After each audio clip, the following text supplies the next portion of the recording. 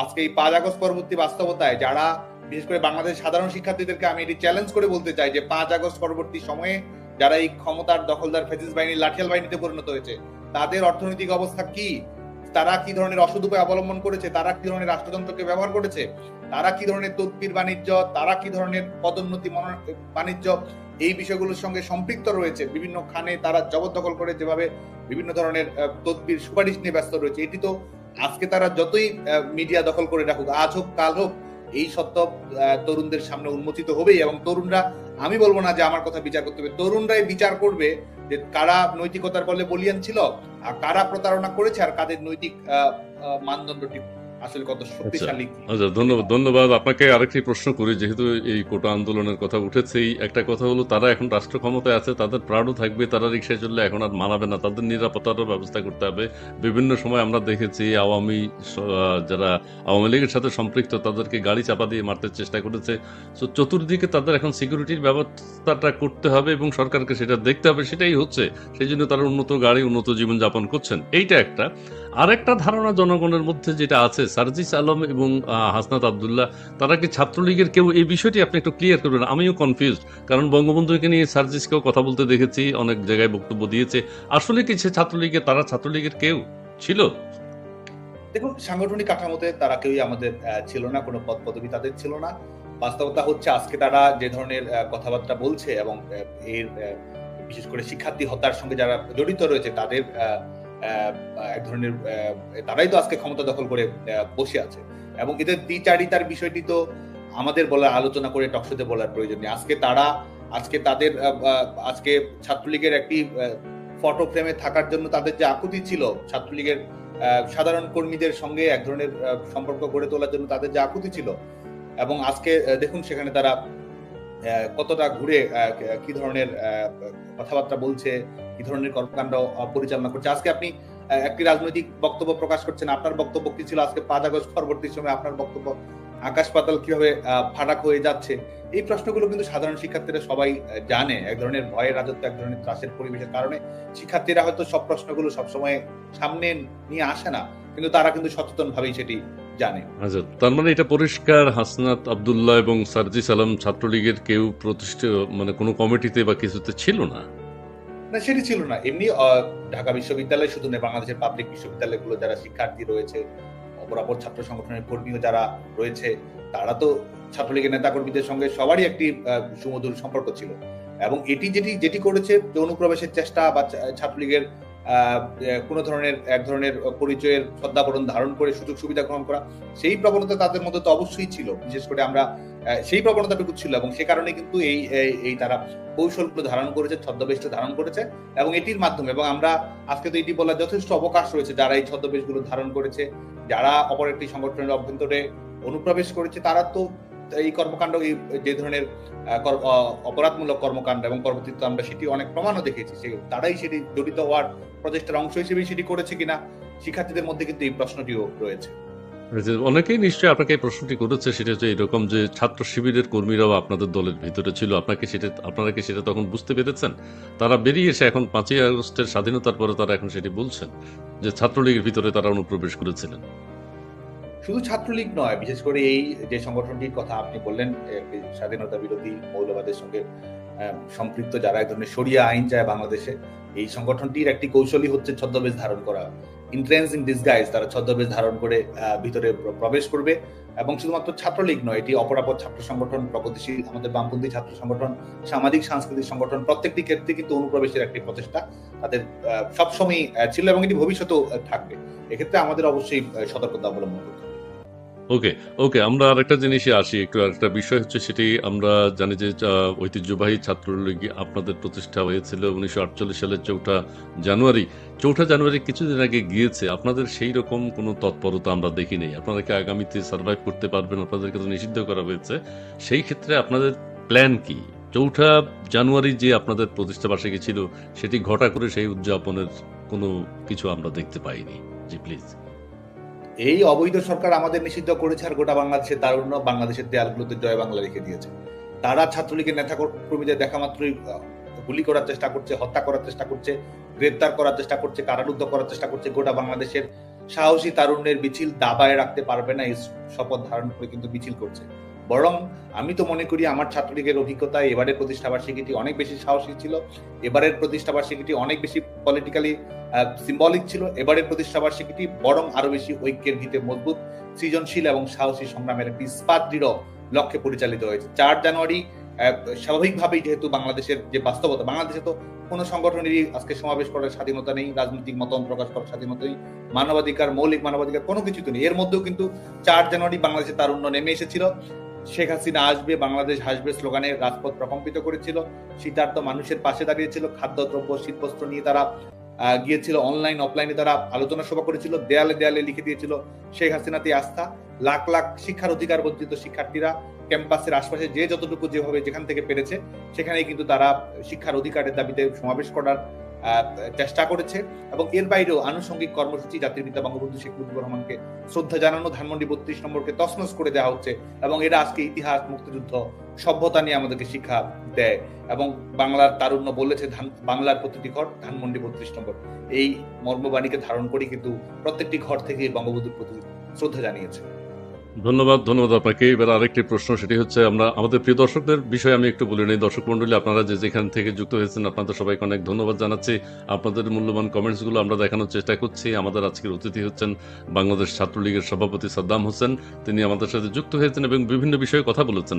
আমি এখন একটা বিষয় যেতে চাই, সেটি হচ্ছে 31শে ডিসেম্বর বাংলাদেশে একটি আলোচিত দিন।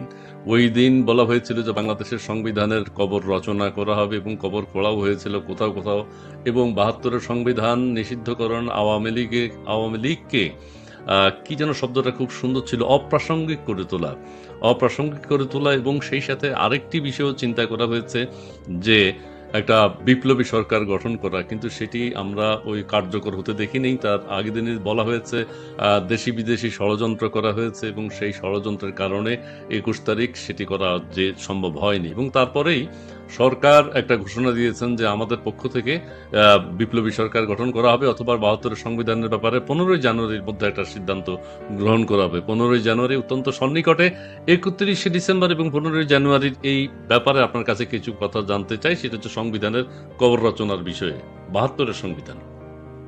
দেখুন, এটা তো কবর ছাড়া কোনো কথাই বলছে না। কথায় কথায় কবর, কথায় কথায় ফাঁসি, কথায় কথায় আসতে দেয়া হবে না, পালন করতে দেয়া হবে না, সার্বিক একটি ফ্যাসিস্ট কাঠামোর বাইরে কোনো কথাবার্তাই তারা বলছেন। এবং এটি তো 31 ডিসেম্বর যেটি হয়েছে, এটি তো এক ধরনের একটা হাস্যকর প্রপঞ্চ আমি মনে করি। কারণ বাংলাদেশের সংবিধান কি হবে না হবে, বাংলাদেশের সংবিধান তো রাষ্ট্রের সর্বোচ্চ আইন, জনগণের মতামতের সর্বোচ্চ বহিঃপ্রকাশ, এবং আমাদের মুক্তিযুদ্ধের মধ্য দিয়ে পরিচিত আমাদের সংবিধান, সেটি তো বাঙালি জাতির অর্জন, বাংলাদেশের অর্জন। আমাদের গণতন্ত্র, ধর্মনিরপেক্ষ মূল্যবোধ, সমাজ চেতনা, উদার মানবিক একটা রাষ্ট্র ব্যবস্থা, কল্যাণধর্মী রাষ্ট্র ব্যবস্থা, এবং সেই সংবিধান জনগণের নির্বাচিত প্রতিনিধিরাই সেটি বাস্তবায়ন করেছিল, জনগণের নির্বাচিত প্রতিনিধিরাই সেটি সময়ের সঙ্গে সঙ্গে পরিমার্জন করেছিল। সেখানে তারা আর প্রোক্লেমেশন তো একবারই হয়, প্রোক্লেমেশন তো একটি রাষ্ট্রের যে ব্যবস্থা, রাষ্ট্রের স্বাধীনতার পত্তন, সেখানে যারা মুক্তিযুদ্ধে নেতৃত্ব দিয়েছেন, জনগণের ম্যান্ডেট প্রাপ্ত হয়েছেন, তারাই তো সেটি করেছেন।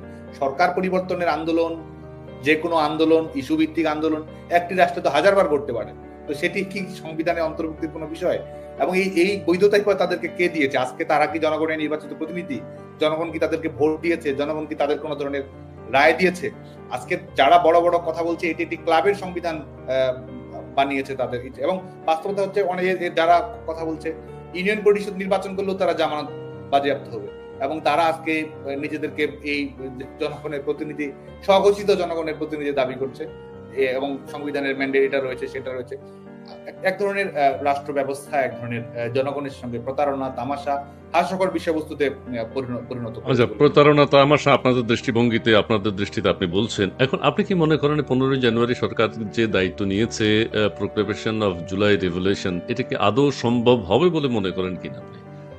এটি কি সম্ভব, কি সম্ভব না, এটি কিন্তু নাগরিক হিসেবেও যদি বলি, এটি আমার কাছে গুরুত্বপূর্ণ নয়। কারণ এটি তো কোনো বাস্তবতা, কোনো ভিত্তি, কোনো রাজনৈতিক, আইনি, সামাজিক ভিত্তি কোনো কিছুই তো এটির নেই। বাংলাদেশের তো সংবিধান রয়েছে, সংবিধানের ধারাবাহিকতা মেনেই জনগণের নির্বাচিত প্রতিনিধিরাই, এবং সংবিধান কিভাবে সংস্কার হয় সেটিও তো সেখানে সুস্পষ্ট করে দেওয়া রয়েছে।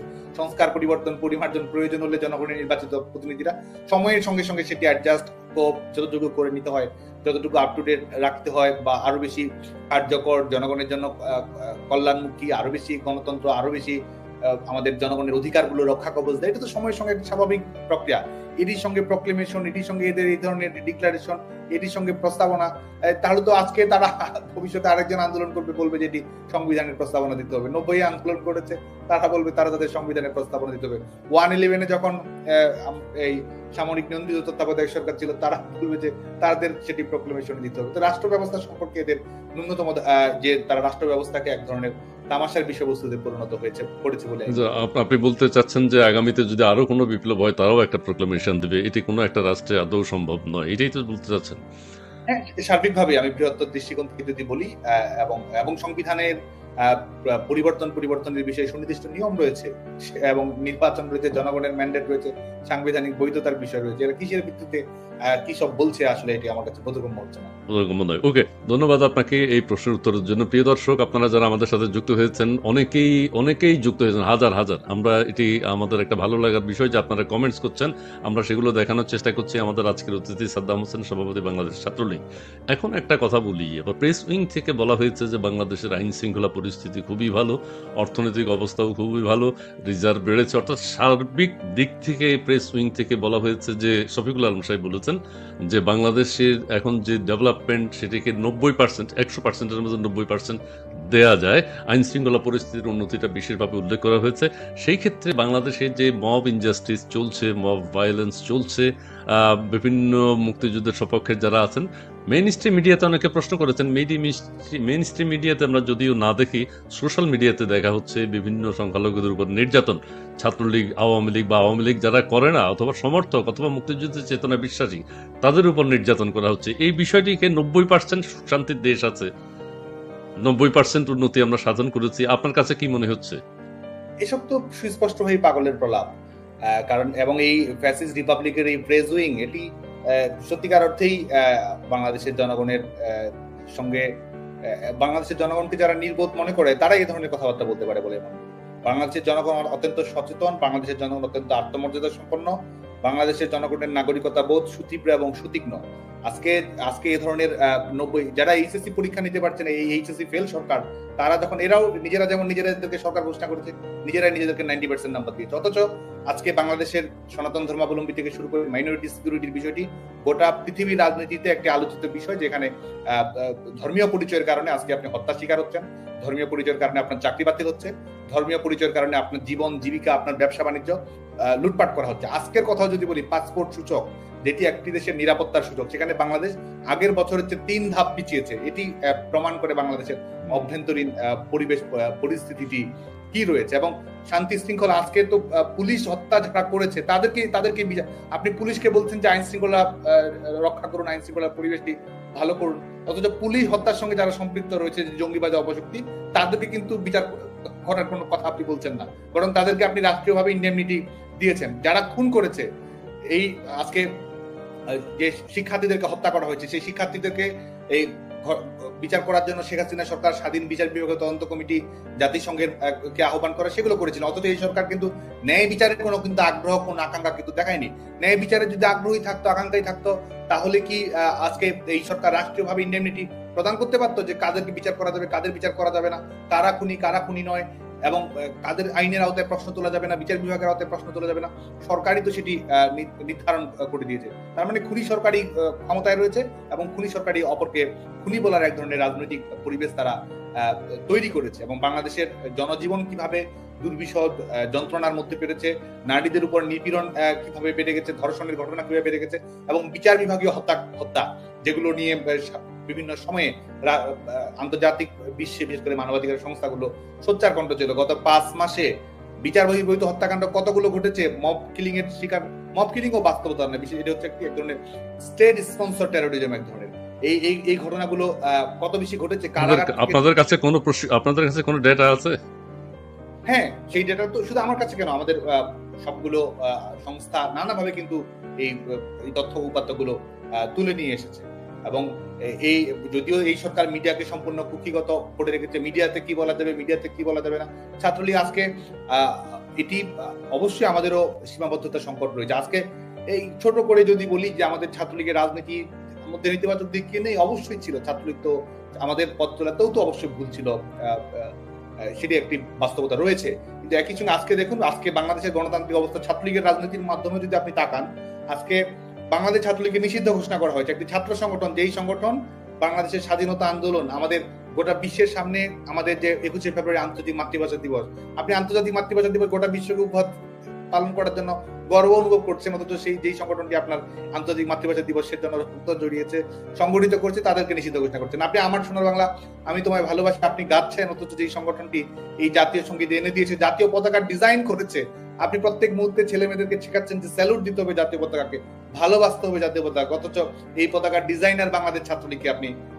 রাষ্ট্রীয়ভাবে নিষেধাজ্ঞা করেছেন শুধুমাত্র নিজেদের অবৈধ অগণতান্ত্রিক ক্ষমতাকে নিরাপত্তা দেওয়ার জন্য, যাতে কোনো ধরনের প্রতিবাদ প্রতিরোধ না হয়। আজকে বাংলাদেশ ছাত্রলীগকে তারা নিষিদ্ধ করেছে এবং এটি তাদের ফ্যাসিস্ট রাষ্ট্র ব্যবস্থার নমুনা।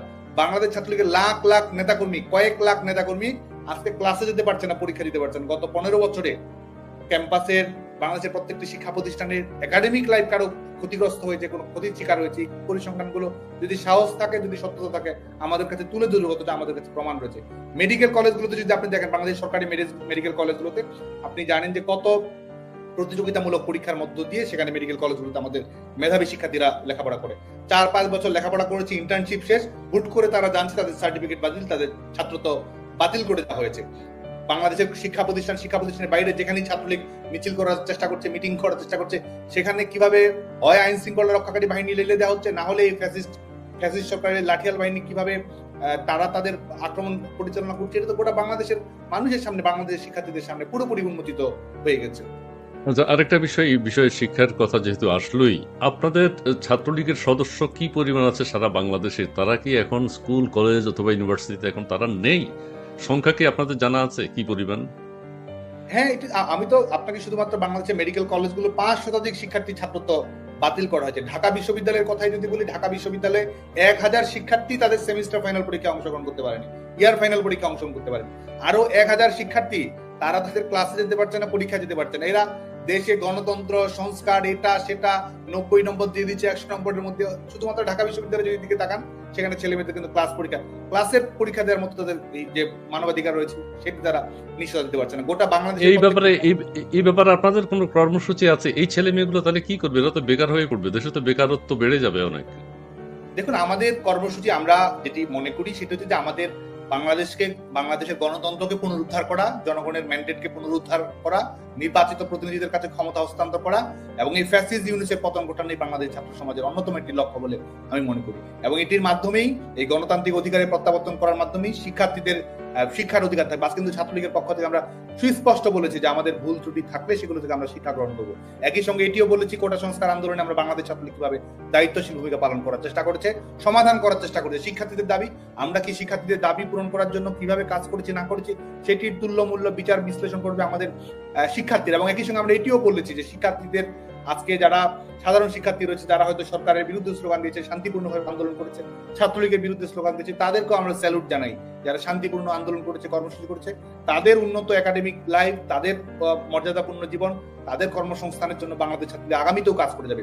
শিক্ষার্থীদের সঙ্গে আমাদের যে বন্ধুত্ব, সেটি আগামী দিনে আরো বেশি দৃঢ় হবে, আরো সুগভীর হবে। এবং শিক্ষার্থীদের সঙ্গে আমাদের কোনো ধরনের বিরোধ নেই, কারণ আমরা মনে করি যে শিক্ষার্থীরা আমাদের সবচেয়ে বড় ছাত্র রাজনীতির পথ প্রদর্শক। আমাদের ভুল ত্রুটি থেকে শিক্ষা গ্রহণ করে এবং আমাদের গৌরব, আমাদের অর্জন, আমাদের উপলব্ধি, এটির একটি সম্মেলনের মাধ্যমেই বাংলাদেশ ছাত্রলীগের যে পতাকা, সেটিকে আমরা এগিয়ে নিয়ে যাব। খুবই ভালো কথা, ভুল ত্রুটি থেকে শিক্ষা নিয়ে। এটা কিন্তু এই যে আত্মসমালোচনা করা খুবই প্রয়োজন। এবং আপনাদের বিরুদ্ধে অনেক অভিযোগ আছে, সেটি হচ্ছে হেলমেট লীগ অথবা লাঠিয়াল বাহিনী, বিশেষ করে 2009 সালের পর বাংলাদেশ আওয়ামী লীগ যখন ক্ষমতায় আসে, তারপর থেকে ছাত্রলীগের উদ্ধত্ত বা সাহস বেড়ে যায় এবং সারা দেশে নির্যাতন, বলা হয় থাকে নির্যাতন, টর্চার, অন্যদের উপর হলে সিট বাণিজ্য, নানান অভিযোগে অভিযুক্ত আপনারা। হেলমেট লীগের ব্যাপারে, হেলমেট কিন্তু আমরা দেখেছি, হেলমেট পরে রাস্তায় ওই মিছিল সন্ত্রাস করতে আমরা দেখেছি। এই ব্যাপারে আপনার বক্তব্যটা কি? আপনি কিভাবে আপনারা এগুলো খণ্ডন করবেন, নাকি এগুলোর জন্য আপনারা সরি বলবেন, সেটা একটু আমরা জানতে চাই। দেখুন, এখানে যদি আমি বিশেষ করে বাংলাদেশের শিক্ষার্থীদের উদ্দেশ্যে যদি পাল্টা বিশেষ করে যে বক্তব্যটি আমরা নিয়ে আসতে চাই, বাংলাদেশের শিক্ষা প্রতিষ্ঠানগুলোতে ছাত্র রাজনীতি, নেতিবাচক ছাত্র রাজনীতি, নেগেটিভ স্টুডেন্ট পলিটিক্স এর কারণে 4 বছরের লেখাপড়া 8 বছরে গিয়ে শেষ করতে হতো। এবং বন্দুক যুদ্ধ কি পরিমাণ ছিল, ছাত্র সংগঠনগুলোর মধ্যে অভ্যন্তরীণ সংঘাত সংঘর্ষ কিরকম ছিল। 2009 এর পরে এই যে শিক্ষা প্রতিষ্ঠানগুলো সেশনজট মুক্ত হয়েছে, এই যে শিক্ষা প্রতিষ্ঠানের আবাসিক হলগুলো বহিরাগত মুক্ত হয়েছে, এই যে শিক্ষা প্রতিষ্ঠানগুলোর অভ্যন্তরীণ সংঘাত সংঘর্ষের কারণে বিশ্ববিদ্যালয়গুলো কখনোই বন্ধ হয়নি, নির্বিঘ্নে শিক্ষা জীবন অতিক্রম করতে পেরেছে। এটি তো আকাশ থেকে আসেনি। এটির পেছনে যেমন সরকারের সদিচ্ছা ছিল, একই সঙ্গে বাংলাদেশ ছাত্রলীগের একটা আন্তরিকতা ছিল, পরিবর্তনশীল ছাত্র রাজনীতি ছিল। 15 বছরে অপ্রত্যাশিত আকাঙ্ক্ষিত ঘটনা ঘটেনি সেটি নয়, ঘটেছে।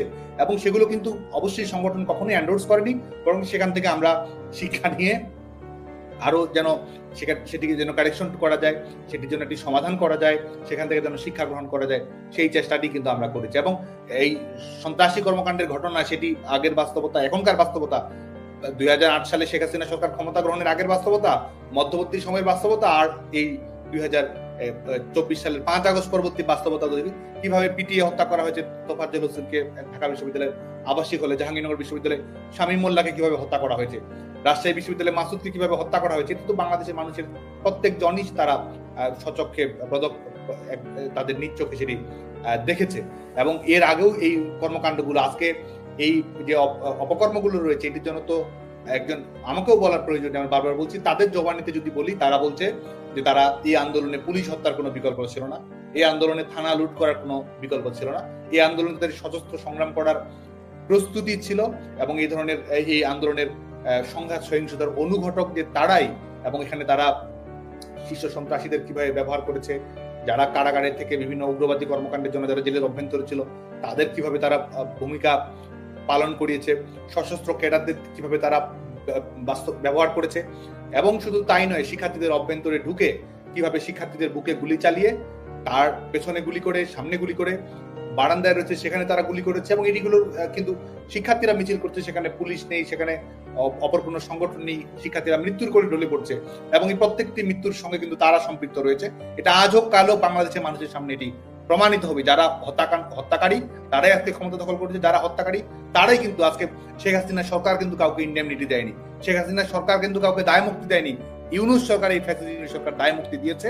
কারণ তারা চায় না যে এই ঘটনাগুলোর প্রকৃত রহস্য উন্মোচিত হোক, তারা চায় না যে শিক্ষার্থী হত্যার প্রকৃত রহস্য উন্মোচিত হোক, কারণ প্রকৃত রহস্য উন্মোচিত হলে এটি বাংলার জনগণের সামনে প্রমাণিত হয়ে যাবে যে কারা এই হত্যাকাণ্ডগুলোর সঙ্গে সম্পৃক্ত রয়েছে।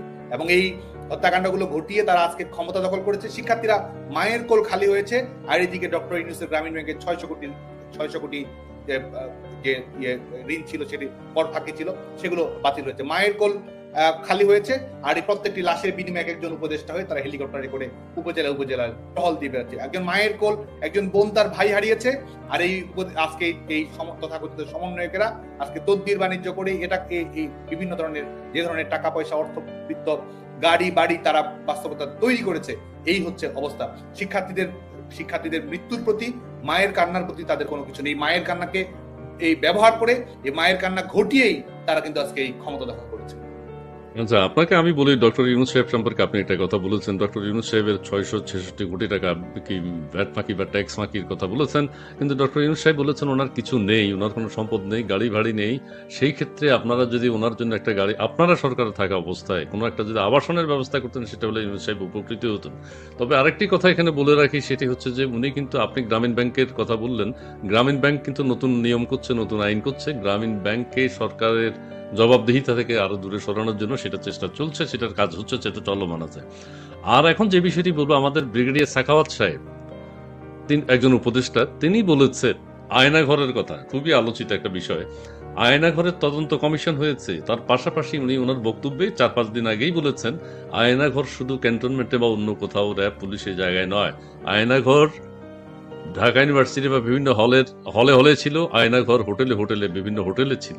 সেই বিষয়টি কি আপনার চোখে পড়েছে? আপনি কি দেখেছেন? আপনাদের সময়কার কথা মিন করেছেন? দেখুন, এটি তো আজকে তার যে বক্তব্য, তার বক্তব্যের কারণে সরকারের ভেতরেই কি প্রতিক্রিয়া হয়েছে এটা তো আমরা দেখেছি, যে তিনি বিশেষ করে এই হত্যাকাণ্ডগুলো ঘটনার ক্ষেত্রে কি ধরনের অস্ত্র ব্যবহার করেছে, সেই অস্ত্রগুলো পুলিশ ব্যবহার করতো কি করতো না, সেই প্রশ্ন নিয়ে আসার কারণে কিন্তু স্বরাষ্ট্র উপদেষ্টার পদ তার গেছে, এবং পরবর্তীতে আমরা দেখেছি যে আমাদের আওয়ামী লীগের নেতাকর্মীদেরকে গ্রেপ্তার করার ক্ষেত্রে কিভাবে নাটক তারা মঞ্চস্থ করেছে, সেই ব্যাপারেও কিন্তু এক ধরনের স্বস্বীকারোক্তি তারা দিয়েছে। এবং এই আজকে এই যে অভিযোগগুলো এসেছে, এই অভিযোগগুলো তো আজকে যারা করছে, আমরা মনে করি যে তারা হীন রাজনৈতিক উদ্দেশ্যে তারা এটি করার চেষ্টা করছে, এবং অনেকগুলোই আমরা মনে করি যে বাস্তবতা বিবর্জিত তথ্য, এক ধরনের জাস্ট আমাদের শেখ হাসিনা সরকারকে বিভিন্ন ধরনের অভিযুক্ত করার জন্যই তারা এই বিষয়গুলো নিয়ে আসছে, এবং এটির কোনো অস্তিত্ব, এটির কোনো বাস্তবতা আজকে কোনো কিছু দেখা বর্তমান সরকার কিন্তু সেটা দেখাতে পারেনি। এখন আমরা মূল কথায় আসি। মূল কথাটি হচ্ছে, আপনি ছাত্রলীগের সভাপতি, আপনার নেতা কর্মীদের উদ্দেশ্যে, নেতা কর্মীরা যখন ভয় আছে, শিক্ষা প্রতিষ্ঠানে যেতে পারছে না, অথবা তারা যে তাদের যে ইনজাস্টিসের শিকার হচ্ছে, নির্যাতনের শিকার হচ্ছে, এই ব্যাপারে আপনি তাদের জন্য কি পরামর্শ আপনার রয়েছে? দেখুন, বাংলাদেশ ছাত্রলীগের কর্মীরা সত্যিকার অর্থেই পরামর্শ কিংবা নির্দেশনার অপেক্ষায় থাকেনি, বরং বাংলাদেশ ছাত্রলীগের কর্মী, তৃণমূলের যারা প্রান্তীয় কর্মী, তারাই কিন্তু পথ দেখিয়েছে। আমরা কিছু বলার আগেই তারা মিছিল করেছে, মিটিং করেছে, অনলাইনে আলোচনা সভা করেছে, সেই স্বৈরাচার নিপাত যাক, গণতন্ত্র মুক্তি পাক স্লোগান দিয়েছে, বাংলাদেশের দেয়ালগুলোতে জয় বাংলা লিখে দিয়েছে, বাংলাদেশের যেখানে সেখানে গ্রাফিতিতে অঙ্কনে লিখে দিয়েছে যে শেখ হাসিনাতেই আস্থা। এবং শিক্ষার্থীদেরকে আমরা অভিনন্দন জানাই। আজকে কিন্তু যারা সাধারণ শিক্ষার্থী, তাদেরকে তো এক ধরনের ভয়ের পরিবেশের মধ্যেই রাখা হয়েছে। কি বলবে কি বলবে না সেটি তো সম্পূর্ণভাবেই একবারে নিয়ন্ত্রণ করা হচ্ছে। মিডিয়াকে যেমন কন্ট্রোল করা হচ্ছে, ক্যাম্পাসগুলোকে কন্ট্রোল করা হচ্ছে এক ধরনের এক্সিকিউটিভ নির্বাহী বিভাগের এক্সটেনশন হিসেবে। তো সেই জায়গায়ও কিন্তু শিক্ষার্থীরা, ছেলেমেয়েরা, আমাদের বাংলাদেশ ছাত্রলীগের কর্মী যারা স্নাতকোত্তর সম্পন্ন করছে, সবাই যেন ক্লাস করতে পারে, পরীক্ষা দিতে পারে, সবাই যার যার জায়গা থেকে কিন্তু সংগঠিত করার চেষ্টা করছে। যেসব শিক্ষার্থী, বরং সকল শিক্ষার্থী ছাত্রলীগ করুক আর যে কোনো সংগঠন করুক, সবার শিক্ষার অধিকার রয়েছে, সেটি নিয়ে কথা বলছে। সেই শিক্ষার্থীদেরকে কিন্তু হুমকি মুখে ফেলাচ্ছে, কথায় কথায় বলে দেওয়া হচ্ছে ফ্যাসিবাদের দোসর। যারা ফ্যাসিবাদের দোসর, যারা ফ্যাসিস্টের লাঠিয়াল বাহিনী, আজকে তারা বিভিন্ন ধরনের তকমা দিয়ে বেড়াচ্ছে, শুধুমাত্র ছাত্রলীগ নয়, সাধারণ শিক্ষার্থীদেরকে। এবং শিক্ষার্থীদের চাকরি নিয়ে হুমকি দেওয়া হচ্ছে যে এটি করলে ভবিষ্যতে এটা করা হবে, ভেরিফিকেশন আটকে দেওয়া হবে, চাকরি বাতিল করা হবে। এই ধরনের একটি ভীতিকর পরিবেশ তৈরি করা হয়েছে। বাংলাদেশ ছাত্রলীগের কর্মীদের প্রতি আহ্বান থাকবে, এবং বাংলাদেশ ছাত্রলীগের কর্মীরা ইতিমধ্যে যে লড়াইয়ের সূচনা করেছে, যে আমাদের গণতান্ত্রিক লড়াই, শুধুমাত্র আমাদের সাংগঠনিক বিষয় আশয়ের মধ্যে আমরা সীমাবদ্ধ নই। আমাদের গণতান্ত্রিক লড়াইয়ের মাধ্যমে বাংলাদেশের জনগণের মৌলিক মানবাধিকার প্রতিষ্ঠা করা, ব্যক্তি স্বাধীনতা প্রতিষ্ঠা করা, ধর্মীয় স্বাধীনতা প্রতিষ্ঠা করা, সংগঠন করার স্বাধীনতা প্রতিষ্ঠা করা, জনগণের যে মর্যাদা রয়েছে, আত্মমর্যাদা রয়েছে, যেটির মাধ্যমে গণতান্ত্রিক বাংলাদেশের পথযাত্রাটি আরো দৃঢ় হবে, সেটি পুনরুদ্ধার করাই বাংলাদেশ ছাত্রলীগের লক্ষ্য। এবং আমাদের সামনে অনেকবারই আমাদের ইতিহাসের বাঁকে বাঁকে আমাদের আজকে বাধা এসেছে, বিপদ সংকুল পথ এসেছে।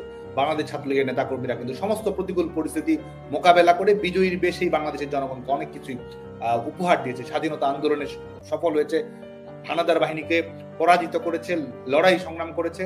আজকে আমরা মনে করি যে আমাদের বাংলাদেশ ছাত্রলীগের নেতা কর্মীরা শান্তিপূর্ণভাবে আন্দোলন গড়ে তুলে গণতন্ত্রের প্রত্যাবর্তন বাংলাদেশে সুনিশ্চিত করবে, মৌলিক অধিকার বাংলাদেশের জনগণের কাছে ফিরে দেবে, এবং জনগণের ম্যান্ডেট প্রাপ্ত এই রাষ্ট্র পরিচালনা করবে। এটি বাংলাদেশ ছাত্রলীগের নেতা কর্মীকে নির্ধারণ করবে। ইতিহাসের যে বাস্তবতা আমরা রয়েছি, সামরিক স্বৈর শাসকদের বিরুদ্ধে আমরা আন্দোলন গড়ে তুলেছি এবং আমরা সফল হয়েছি।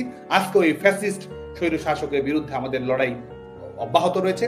ইতিহাসের একটি গুরুত্বপূর্ণ টার্নিং পয়েন্টে আমরা রয়েছি। এই লড়াইও বাংলাদেশ ছাত্রলীগের নেতা কর্মীদেরকে জয়ী হতে হবে। আচ্ছা, আপনার কথা শুনলাম, খুবই ভালো লাগলো। আপনার কাছে আমার শেষ প্রশ্ন, সেটি হচ্ছে যে এইবারের যেরকম আপনারা প্রতিষ্ঠা বার্ষিকী করেছেন 4 জানুয়ারি, আগামী দিনগুলোতে আপনাদের ভুল ত্রুটি সংশোধন করে আগামী দিনগুলোতে কি আপনারা আপনাদের প্রতিষ্ঠা বার্ষিকী আরো ঘটা করে করতে পারবেন বলে কি আপনার মনে হয়? দেখুন, প্রত্যেকটা প্রতিষ্ঠা বার্ষিকী নতুন নতুন বার্তা নিয়ে আসে, সময়ের দাবি, প্রাসঙ্গিকতা, এবং আমরা বিশ্বাস করি যে আগামী প্রতিষ্ঠা বার্ষিকী আমাদের ফ্যাসিস্ট মুক্ত বাংলাদেশে আমরা পালন করতে পারবো। আগামী প্রতিষ্ঠা বার্ষিকী আমরা গণতান্ত্রিক বাংলাদেশে পালন করতে পারবো। আগামী প্রতিষ্ঠা বার্ষিকী আমরা মুক্তিযুদ্ধের অঙ্গীকারে ঋদ্ধ বাংলাদেশে আমরা পালন করতে পারবো। আগামী প্রতিষ্ঠা বার্ষিকী বঙ্গবন্ধু কন্যা দেশরত্ন শেখ হাসিনার নেতৃত্বে বাংলাদেশের জনগণের যে উত্থান হবে, সেই উত্থানে সামিল হয়ে আমরা এই বাংলাদেশে প্রতিষ্ঠা বার্ষিকী উদযাপন করতে পারবো। আগামী প্রতিষ্ঠা বার্ষিকী বাংলাদেশের শিক্ষার্থীদের শিক্ষার অধিকার, দক্ষ মানব সম্পদে নিজেদেরকে গড়ে তোলা, উচ্চশিক্ষা প্রতিষ্ঠানগুলোর গবেষণা, সেগুলোর নিশ্চয়তা, কর্মসংস্থানের নিশ্চয়তা, এবং একই সঙ্গে মেধা, যোগ্যতা, দক্ষতা ভিত্তিক যে প্রক্রিয়া রয়েছে সেটি সুনিশ্চিত করার মাধ্যমে আগামী প্রতিষ্ঠা বার্ষিকী আমরা পালন করবো। আগামী প্রতিষ্ঠা বার্ষিকী আমরা তারুণ্যের জাগরণ উৎসবে আমরা পালন করবো। সৃষ্টির আনন্দে বাংলাদেশের তরুণ প্রজন্মকে সাথে নিয়ে ঐক্যবদ্ধ হয়ে আমরা বাংলাদেশের বাংলাদেশের তরুণ প্রজন্মের জাগরণের নবসূচনা করবে বলে বিশ্বাস করি। ধন্যবাদ। প্রিয় দর্শক, সাদ্দাম হোসেন প্রত্যাশা করছেন আগামী প্রতিষ্ঠাবার্ষিকী নবসৃষ্টির আনন্দে তারা উদযাপন করবেন, পালন করবেন। আমরা জানি না সেটা কতটুকু তারা কি করতে পারবেন, তবে একটা কথা যেটা বেরিয়ে এসছে, তারা কিছু ভুল ত্রুটির কথাও বলেছেন। এগুলো সবাই তাকে প্রশ্ন করেন, অনেকেই বলে থাকেন, সারা দেশের মানুষই জানেন। সেই ভুল ত্রুটিগুলো সংশোধন করে আগামীতে তারা সুষ্ঠু ধারা রাজনীতিতে ফিরে আসবেন বলে আমরা আশা করি। এবং সেই সাথে ছাত্রলীগের বা ছাত্রলীগের সমর্থক যেসব ছাত্রছাত্রী শিক্ষা প্রতিষ্ঠানগুলোতে রয়েছে, তাদের অবশ্যই পড়াশোনার অধিকার দিতে হবে, এটি রাষ্ট্রের দায়িত্ব। না হলে আমাদের মাননীয় প্রধান উপদেষ্টা যে কথাটি বলেছেন, উনি একটা পরিবার চান, একটা পরিবারভুক্ত দেশের মানুষ হয়ে বাঁচতে চান, দেশকে এগিয়ে নিতে চান, সেটি পূরণ হবে কিভাবে? আওয়ামী লীগ বা ছাত্রলীগ যদি আমরা বলি, ছাত্রলীগের এই বিপুল সংখ্যক ছাত্রছাত্রী যারা পরীক্ষা দিতে পারছে না, পড়াশোনা করতে পারছে না, তাদেরকেও মূল ধারায় ফিরিয়ে নিয়ে আসতে হবে। এবং তাদের কর্মকাণ্ডের জন্য ছাত্রলীগের সভাপতি আজকে বলেছেন, কিছু কিছু বিষয় তিনি সরি বলেছেন, সেগুলো অতিক্রম করে আমার মনে হয় এবং সবাই মনে করেন যে ছাত্রলীগের যারা আছেন তাদেরকেও পরীক্ষার পড়ালেখার সুযোগ দিতে হবে। না হলে বাংলাদেশের ভবিষ্যৎ খুব একটা ভালো হবে বলে আমার মনে হয় না। অনেকেই মনে করেন যে বেকারত্বের সংখ্যা বৃদ্ধি পাবার, এটা কোনো রাজনৈতিক বা রাষ্ট্রীয় কর্মকাণ্ড হতে পারে না যে এক শ্রেণীর ছাত্রছাত্রীদেরকে বঞ্চিত করে অন্যরা এগিয়ে যাবে, তাও সম্ভব হয় না। জনাব সাদ্দাম হোসেন, শেষ মুহূর্তে আপনার আর কিছু বলা আছে 2-1 মিনিট বা 30 সেকেন্ডের মধ্যে, আর না হলে আমরা এখানেই শেষ করব। ধন্যবাদ। আমি আবারও বাংলাদেশের শিক্ষার্থীদেরকে অভিনন্দন জানাই এই প্রতিকূল পরিস্থিতিতে বাংলাদেশ ছাত্রলীগের নেতাকর্মীদের পাশে থাকার জন্য। আমি বিশ্বাস করি যে আমাদের আত্ম উপলব্ধি রয়েছে, আমাদের নিজস্ব মূল্যায়ন রয়েছে, এবং আমাদের আগামীর পথ চলা যেন আরো সুতীক্ষ্ণ হয়, সে লক্ষ্যে বাংলাদেশ ছাত্রলীগ কর্মকাণ্ড পরিচালনা করবে। কিন্তু আপনারা হয়তো বাংলাদেশ ছাত্রলীগের কর্মকাণ্ডের সঙ্গে আপনার পদক্ষেপের সঙ্গে, কৌশলের সঙ্গে আপনার মতের মিল নাও হতে পারে, কিন্তু গণতন্ত্রের প্রশ্নে আসুন আমরা ঐক্যবদ্ধ হই, ফ্যাসিস্ট মুক্ত বাংলাদেশের প্রশ্নে আসুন আমরা ঐক্যবদ্ধ হই। মুক্তিযুদ্ধের অঙ্গীকার, লাখো শহীদের রক্তরঞ্জিত বাংলাদেশ, যেখানে আমাদের সবার অঙ্গীকার হচ্ছে একটি উদার, মানবিক, গণতান্ত্রিক, ধর্মনিরপেক্ষ বাংলাদেশ প্রতিষ্ঠা করা, সেই লক্ষ্যে আমরা ঐক্যবদ্ধ হই এবং জনগণের ম্যান্ডেট প্রাপ্তরাই রাষ্ট্র পরিচালনা করবে, সেই লক্ষ্যে আমরা আগামীতে ঐক্যবদ্ধ হয়ে যার যার জায়গা থেকে ভূমিকা পালন করার চেষ্টা করি। সেই আহ্বানই সবার কাছে থাকবে। ধন্যবাদ সাদ্দাম হোসেন, আপনি আমাদের সাথে যুক্ত হয়েছেন, সময় দিয়েছেন। প্রিয় দর্শক, সারা পৃথিবী থেকে যে প্রান্ত থেকে আমাদের সাথে যুক্ত হয়েছেন, আপনাদের সবাইকে অনেক ধন্যবাদ। পাশাপাশি আমাদেরকে কমেন্টস করে সমৃদ্ধ করেছেন, অনুষ্ঠানটি অনেকে শেয়ার করেছেন। আপনাদের সবাইকে আবারও প্রাণ ঢালার শুভেচ্ছা এবং অভিনন্দন জানিয়ে আজকের মতো এখানে শেষ